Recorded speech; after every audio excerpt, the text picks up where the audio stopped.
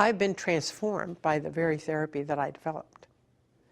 Because once I realized that I had to teach the clients acceptance, I realized at that very same moment in my own personal life, I had somehow lost my ability to accept, and that I was going to have to learn it myself. And so I ended up taking a sabbatical point or time off from my job. What I found out when I went to the first Buddhist monastery was within days I knew that I had found exactly what my clients needed. I had no doubts about it. I figured that out right away. That acceptance was exactly what they needed, but that they had a way of teaching it that I could translate. My problem was I tried to take it stock and barrel to my clients. At Shasta Abbey, the basic message was all the time to try to radically accept everything and to let go of desires and what you want. So we got jobs every single morning. And so it was the idea of practicing letting go of wanting a particular job. If you were sweeping, they would tell you when the bell rang for work to stop, they would tell you, stop in the middle, because finishing is just your own thing. You're trying to do something you want to do, just let go. So it was this whole practice of just constantly, moment by moment, letting go of what you want and radically accepting what is.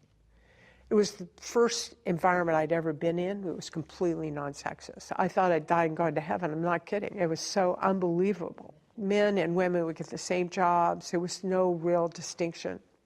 I mean, admittedly, it may not have been helpful if I hadn't just completely thrown myself into it. But since I'd decided ahead of time that I had to learn this, my only option was just to do everything I was told. Just throw myself in. And I was a student, so there were 8 of us. We did everything together. It was really the practice of letting go of having to have what you wanted at any moment. And the recognition that you didn't have to always have whatever it was you wanted. That had a big effect in some ways on the therapy, that in the sense that I try to teach clients, suppressing what you want is not the way to go.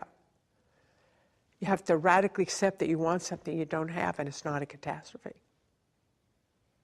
And so I stayed there for 2 months. Then I went to Germany to the Catholic priest. It was actually the first time in my life I ever talked to someone who actually understood me, the spiritual part of me. Given that my spiritual part of myself is the core of myself, more central than anything else about me, having that understood was an amazing experience. It had a transformative effect on me. What it did is it gave me a home. I am now convinced that it was the practice of radical acceptance every moment that will transform you. I don't have the slightest doubt. It would transform everyone. But it has to be a regular practice. And radical acceptance doesn't mean you don't try to change things, because you only have to radically accept the moment that you're in and the past.